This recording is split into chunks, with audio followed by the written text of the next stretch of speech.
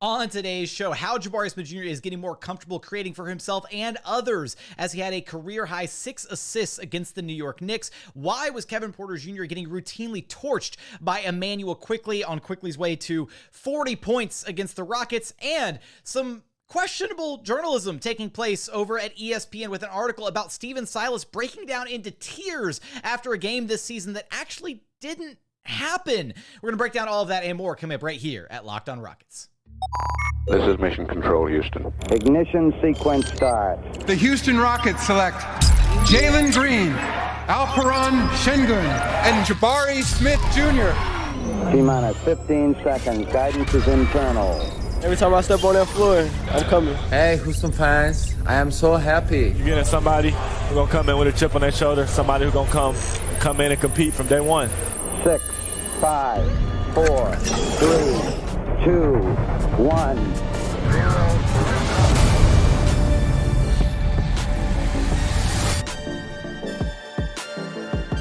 What's up, and welcome to another edition of Locked On Rockets, your daily podcast home for everything Houston Rockets basketball. As always, I'm your host, Jackson Gatlin, native Houstonian and credentialed media member. I'm also the host of Locked On NBA Mondays. Be sure to follow along on Twitter at JT Gatlin, and the show, of course, at Locked On Rockets, free and available wherever you listen to your podcasts, including YouTube. Just go to YouTube, search Locked On Rockets. Be sure to like, comment, subscribe. I want your thoughts on a variety of things after today's episode. I want your thoughts on Jabari's progression and growth as a ball handler, as somebody who can put the ball on the deck now and make things happen with it. We'll talk a little bit about Kevin Porter Jr.'s game, the good, the offensive side against the New York Knicks, the bad, the defense just non-existent against Immanuel Quickley. It was bad overall showing. And then also the big smoking gun that happened with Stephen Silas and some inaccurate reporting from ESPN. We'll get to that a little bit later on in the show. As always, thank you so much for making Locked On Rockets part of your day every single day, whether it's on the way to work, on your lunch break, in the gym. Thank you for making LOR part of your day. Let's talk a little bit about Jabari Smith Jr. and his performance against the New York Knicks. This was a game where the Rockets looked pseudo-competitive with the Knicks through the first half of play. I mean, they went in at halftime only down 5, but second half, I mean, they just at no point could the Rockets defense get stops, right? And it was okay in the first half, and then second half rolls along, and they have no answer over the course of this game for Immanuel Quickley, who scored 40. Julius Randle, was getting, I wouldn't say whatever he wanted. In fact, I thought Jabari actually did a decent job defending him when he was on the perimeter, but then there were a lot of opportunities that he got inside the arc to convert, and it was just really tough for the Rockets to find a way to contain him. But I want to focus on Jabari and his impact in this game, because we'll just roll through his box score really quick. I mean, at 14 points on 6 of 13 shooting, missed his only 3-point attempt.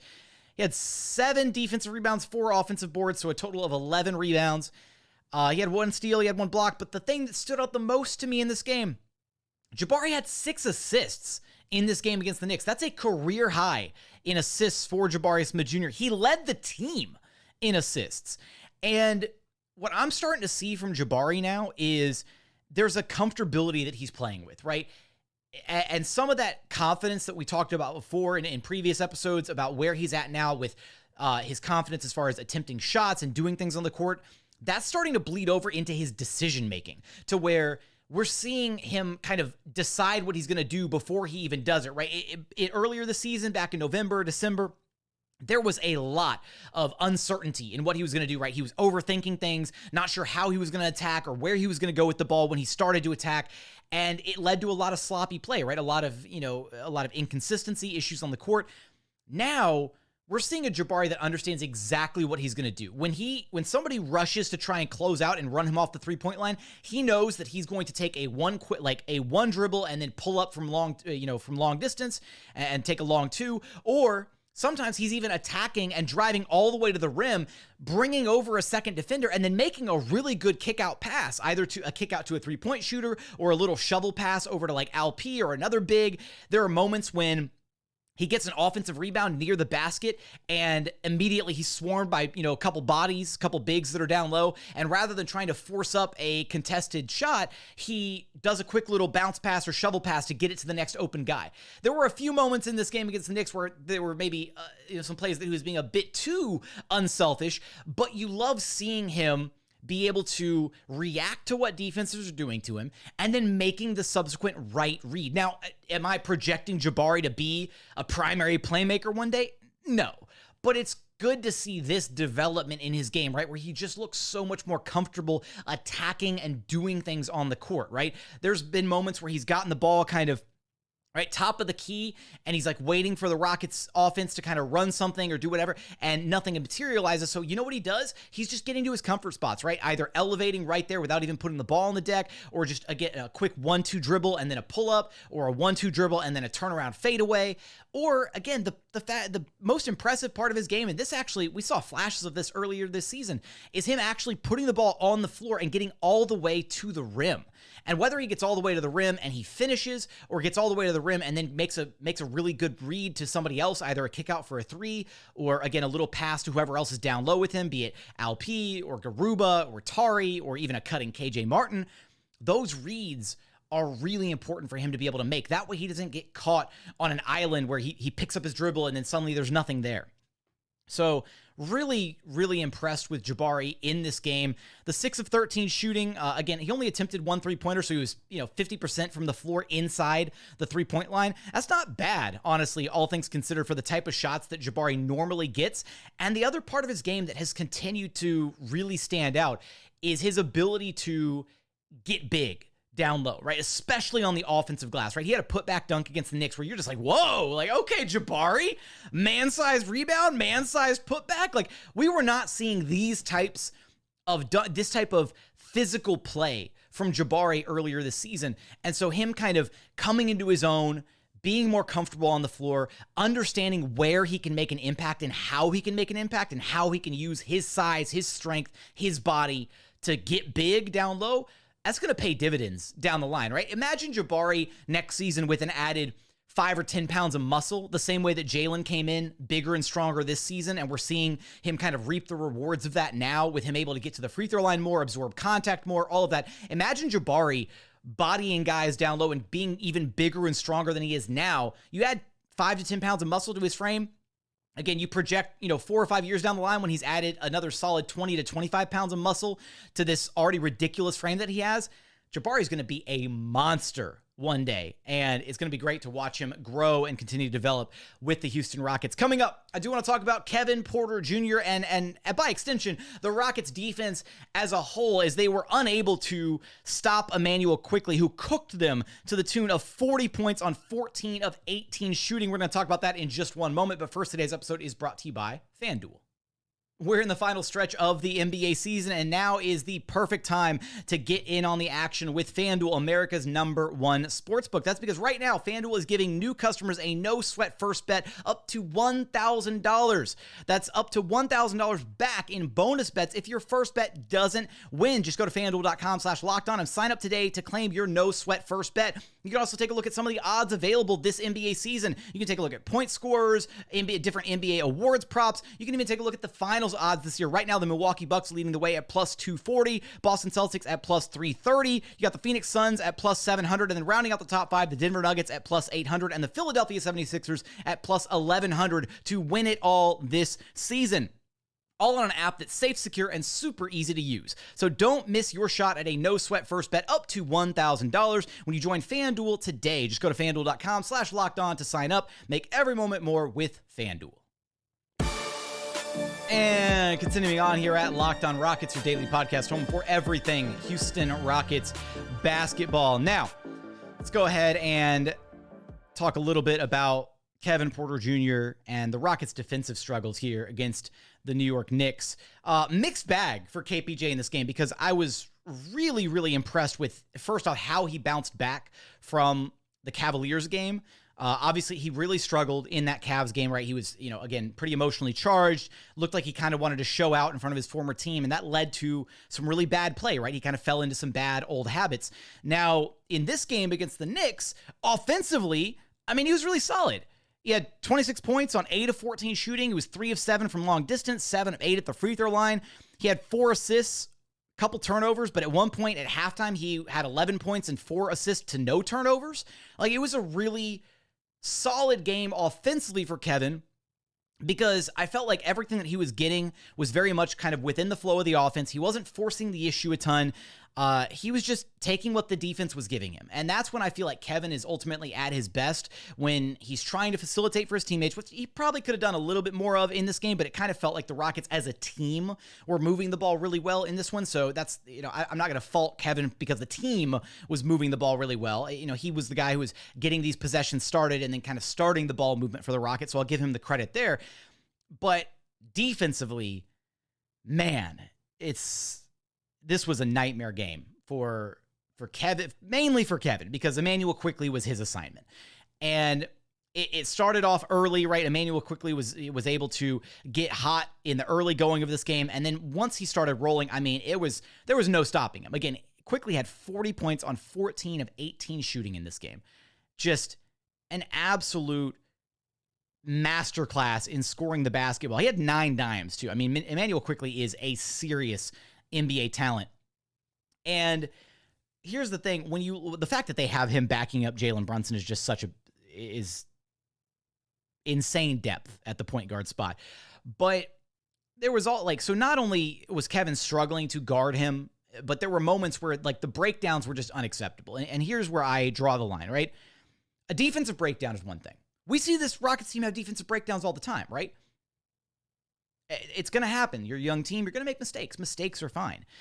Lack of effort is where I've always harped on this team, right? Lack of effort. And sometimes Sengun has lack of effort. Sometimes Jalen has lack of effort. More often, though, consistently, I see the lack of effort from Kevin Porter Jr. You can say I'm singling him out. You can say I'm being unfair to him. I'm trying to be objective in this, and I think I see it the most with Kevin. Because when Kevin wants to lock in defensively, he can be an impactful defensive player. One-on-one, man-to-man defense, when he's face guarding a guy, Kevin can be a pretty solid defender. We've seen him go toe-to-toe with LeBron James in single coverage and actually do a decent job against him. It's all about whether he cares enough and wants to do it, right? So much about defense is about pride. So much about defense is, do you want to play defense? If you want to play defense, you will be able to play defense because it's all about wanting to. It's all about trying hard. It's all about hustle, effort, intensity, all of that. You can get away with lack of technique or being out of position on a rotation or not anticipating certain plays if you just try harder than the other team. So much of the scrappy hustle, pesky defender types that you think of in the NBA, they're not the most elite or most athletically gifted or just defensive savants. No, they just get after it more than the other team does. And they're total nuisances, total pests because of it, right? That's my issue, is Kevin has all the talent in the world. He just doesn't consistently use it, both offensively at times and a lot of times defensively, right? Whether it's, getting beat on a backdoor cut or getting caught up in what the officials, I know I harped on it last game, but there was a play against the Knicks where Kevin was, it was either baseline jumper or in the corner attempting a 3-pointer. He pulls up, he thinks he gets fouled, so he immediately turns and he's complaining to the referee. He's grabbing his arm. He's I got hit on the elbow, complaining for the foul call. The Knicks are immediately off to the races the other direction, right? And because Kevin is busy complaining about a foul call, the Rockets have a 5-on-4 disadvantage, and I forget whoever it was on the wing trying to stop the ball, had to try and stop the ball, then the ball gets kicked to the corner, the defender jumps to the corner, and then the ball goes back. And I want to say it was Immanuel Quickley who drained that shot, and that happened because Kevin didn't get back in transition. The number of times, and again, Kevin is not the only guy who's at fault when it comes to not getting back in transition, right? I shared plenty of frustration with Jalen, who complains about his fair share of calls. Alp, who is easily the worst on the team about complaining about foul calls. The official thing has to get out of their head. But transition defense is so much about just desire and attention to detail and wanting to get back, right? If you just make it a necessity to get back in transition, you can do it, right? There's a lot of possessions where the Rockets just don't hustle back in transition, and then they're matched up wrong in transition. You've got a guard matched up with a big, or you've got a big matched up with a guard, and then the other team is able to take advantage of that. It's not fun, right? It's not fun watching that take place. And when you equate so much of that to effort, again, it's not about the defense's X's and O's. It's not about being in the right place at the right time. It's just transition defense is effort, and then actually wanting to body up to your man and play decent defense. The area that was really perplexing in this game with Immanuel Quickley is he was just bodying Kevin Porter Jr. There were literally back-to-back drives in this game, same exact play where Immanuel Quickley drove in, gave Kevin Porter Jr. a bit of a shoulder, right? Kind of checked him a little bit, and KPJ just went flying, like zero ability to stick with him, not trying to fight, not trying to put his chest into his man, not trying to hold his ground or anything, just takes the bump, gets whistled for a foul, quickly goes up, gets the and one, and then comes back down and does the exact same play. Just drops his shoulder into Kevin a little bit, hits him with some of the body, forces him away, and Kevin's not in a defensive stance. He's not trying to slow him down or anything. It's just, at that point, that's just lazy defense. It is what it is. So it's a mixed bag because offensively, I was really impressed with how the game was going for him, despite some of the defensive problems. But you can't give up that easily on defense, right? And at that point, it very much felt like Immanuel Quickley got it going. And then because the Rockets very rarely, if ever, actually make defensive adjustments, they didn't try to take the ball out of his hands. They weren't sending a double team at him. They were just content to let Quickley keep carving him up in single coverage. And that was kind of that. So coming up, I do actually want to share a little bit, one quick thought on Jalen Green and his performance against the New York Knicks, as well as we're going to get to the latest Stephen Silas saga story, whatever, out of ESPN, some questionable journalism at play. We're going to get there in just one moment. And final segment here at Locked On Rockets, your daily podcast home for everything Houston Rockets basketball. Quick note here about Jalen Green that I wanted to chime in before getting to the whole Stephen Silas saga that recently took place over the last 24 hours. Jalen's game against the Knicks felt pretty rough, all things considered. 19 points, 4 of 11 shooting, was 1 of 5 from long distance. But the silver lining here is that Jalen was still able to put up 19 points. How was he able to do it? He is learning how to get to the free throw line. This is I honestly can't decide which one has been more impressive this season. Jalen's increased ability to be a solid playmaker. He had 4 dimes in this one. Or Jalen's ability to get to the free throw line. I'm leaning towards the latter to say the ability to get to the free throw line is going to be just invaluable as he grows, as he gets better and better throughout his career, because that is the way that he can still find a way to be effective even when the 3 ball is broken, even when he feels like he can't get shots, whether it's because there's a rim on the basket or the interior defense is too much, or he's just getting locked down by a really premier wing defender, whatever it may be.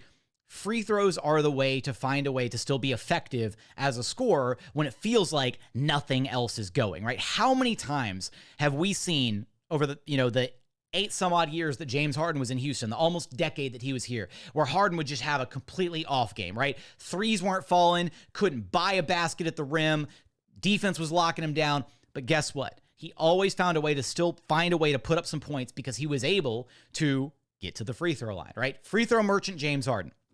Jalen Green understanding how to leverage his body, how to get his quick first step in there, initiate contact, force the referee to blow the whistle. He's even getting pretty good at selling contact, right? There were a couple drives in the Knicks game where he drove the ball and immediately would make contact and kind of snap his head back a little bit, right, to really sell the call.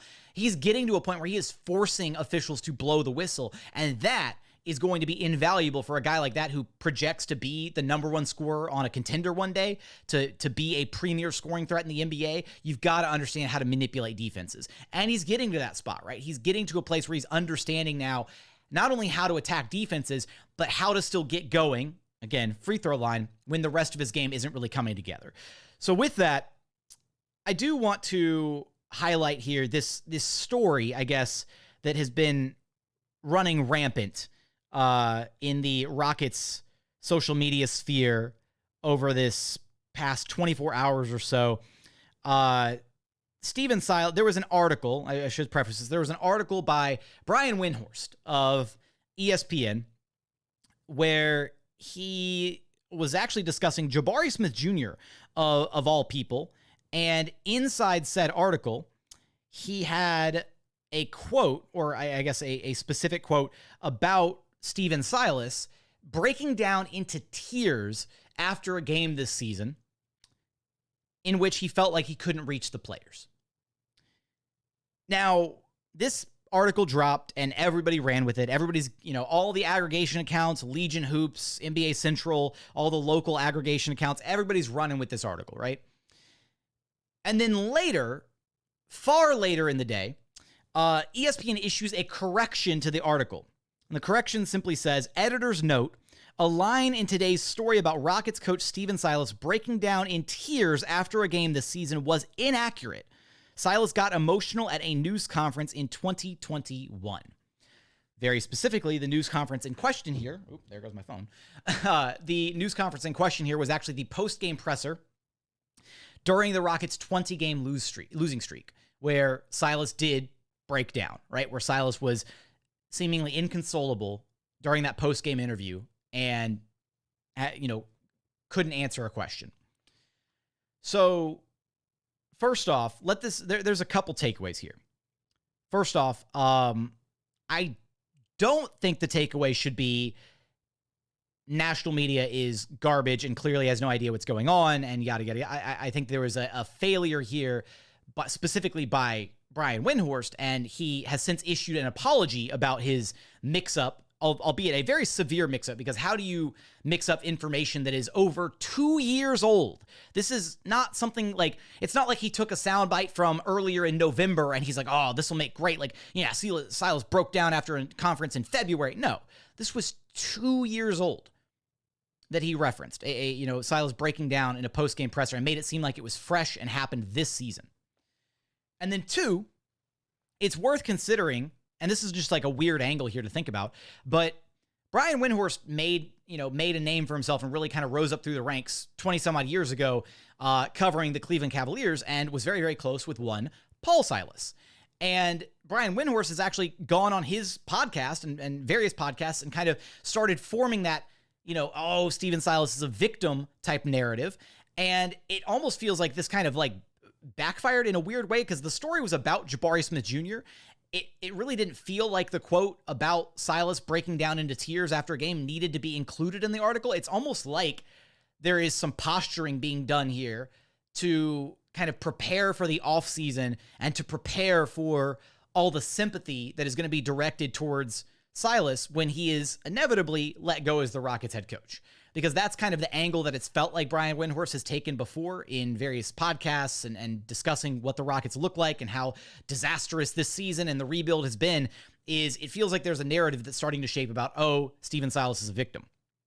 Now, here's the problem, is you can still feel bad for Stephen Silas through all of this. I certainly do.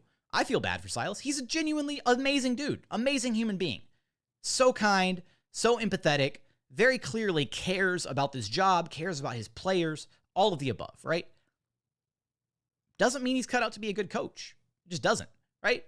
So you have this story, it's spun, all the aggregation accounts run with it, and then you get the editor's note, the clarification, the adjustment to the article to say, hey, our bad, we had the wrong piece of intel. So I do think it's worth noting here that, the information that does get sourced, whether it's a local reporter, whether it's a national guy, you've got to have faith and trust in an organization that they're actually doing the right things and verifying what's going on. And in this case, it was definitely like Brian Windhorst dropped the ball. The ESPN editor, whoever edited that article, dropped the ball by not fact checking things. And however, what's going to happen is I feel like there's going to be a certain sect of Rockets fans that run with this and start to use it as like the smoking gun for, see, you should never listen to the national media. The national media has no idea what they're talking about, this, that, and the other thing. And I don't think that should be the case, right? This was a one-off occurrence, very clearly a mix-up, a case of some questionable journalism by Windhorst. But all things considered, it was a mistake, and credit to Windhorst, he owned up to it, albeit rather late in the game. And again, it sat there all day gaining traction and doing the rounds and all the circles and generating all the clicks. And then they went back in and said, oopsie daisy, we messed up.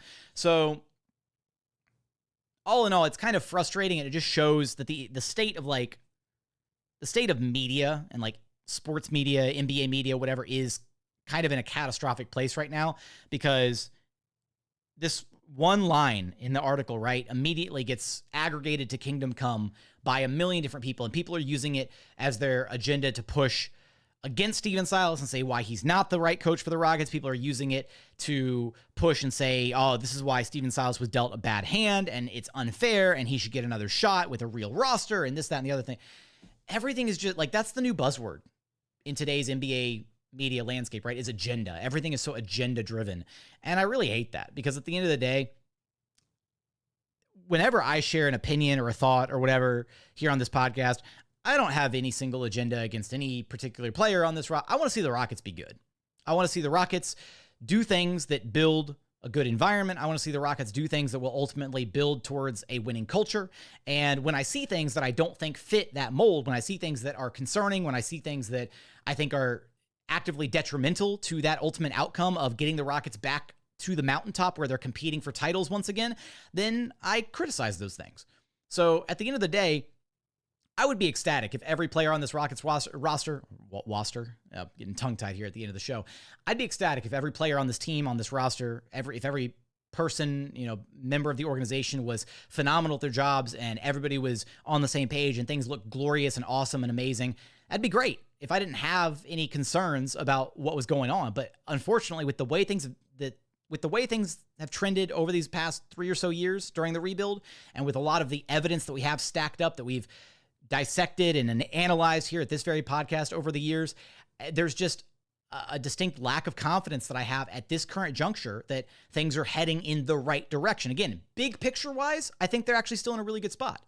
I think they're in a really good spot. And this summer, this is going to be such a pivotal summer, man, because again, they could either be back to relevancy as early as next season, or if they make a bunch of really terrible mistakes this offseason, then they could be stuck in NBA purgatory for the next 3 to 5 years, right? It kind of in that Sacramento Kings, Washington Wizards area that no team really wants to be in, right? Thankfully, the Kings were able to break out of that area, and now they're the beam team, and they look incredible. But God, it was a rough 20 years there for the Kings, and I do not want to see that happen to the Houston Rockets. I don't.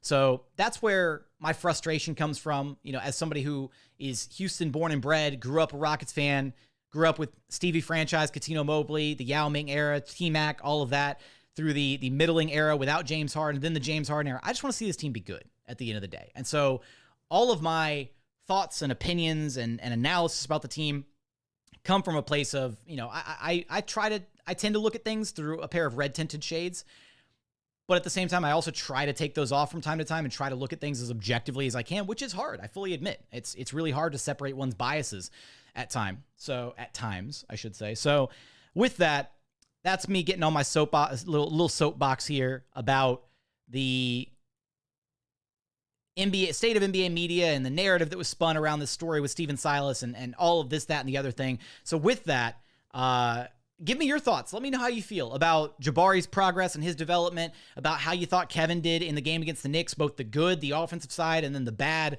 the defensive side. Let me know how you felt about that. And then give me your thoughts about the Silas situation in the YouTube comments. I read each and every one of those every single day. But as always, thank you so much for watching. Thank you so much for listening. And we look forward to having you back right here at Locked On Rockets, your daily podcast home for everything Houston Rockets basketball.